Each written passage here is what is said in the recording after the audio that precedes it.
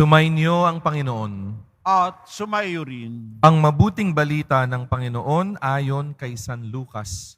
Papuri sa iyo, Panginoon. Noong panahong iyon, si Jesus ay tinanong ng mga Pariseyo kung kailan itatatag ang kaharian ng Diyos.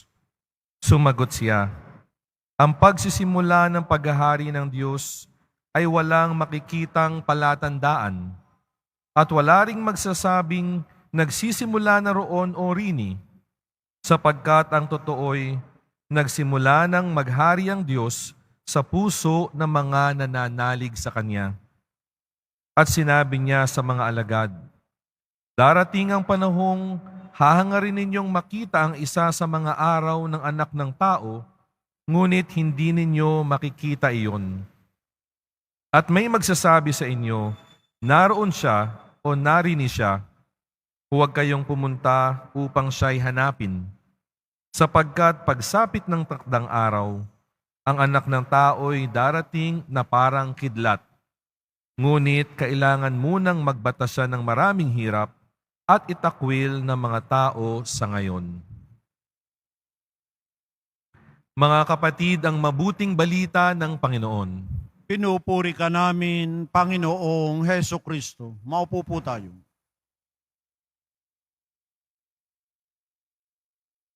Naranasan niyo na ba yung maghanap ng isang bagay na sa huli, makikita nyo, kung di malapit sa inyo, nasa inyo na rin pala.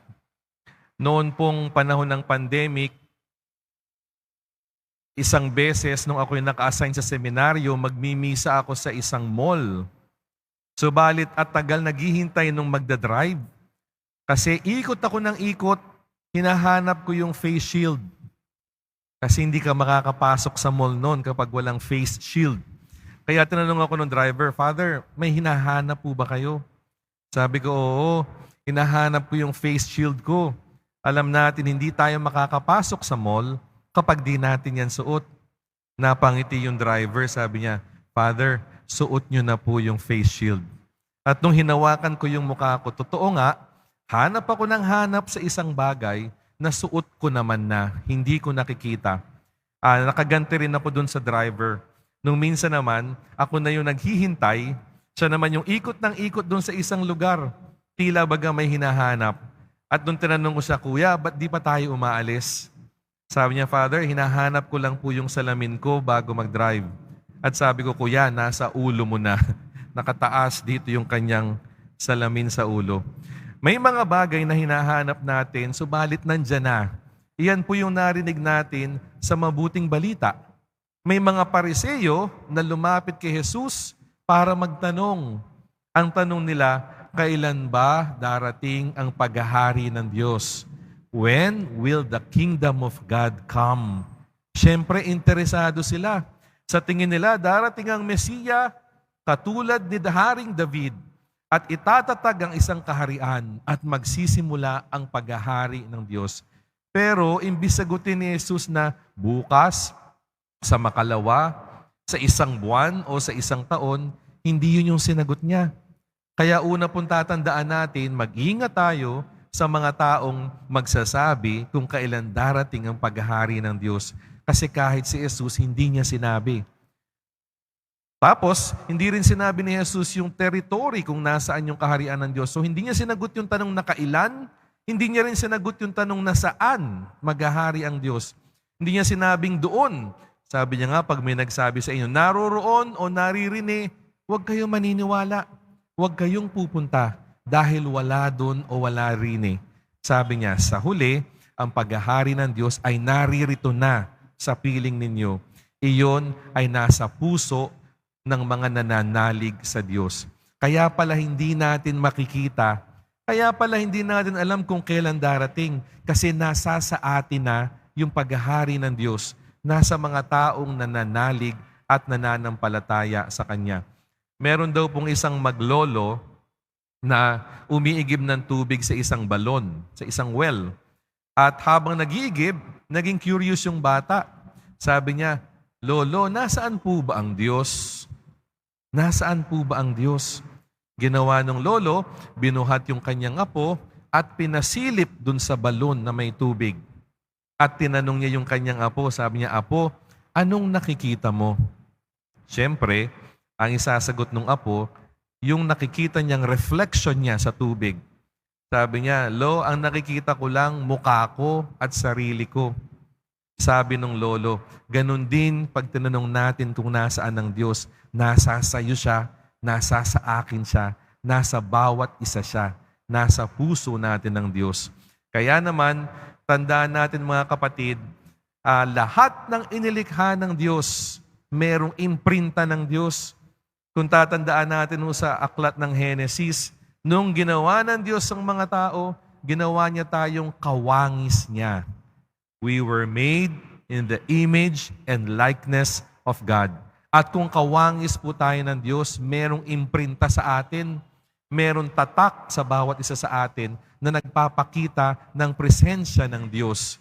Kaya po lahat tayo, sa maniwala tayo sa hindi, may presensya ng Diyos sa atin.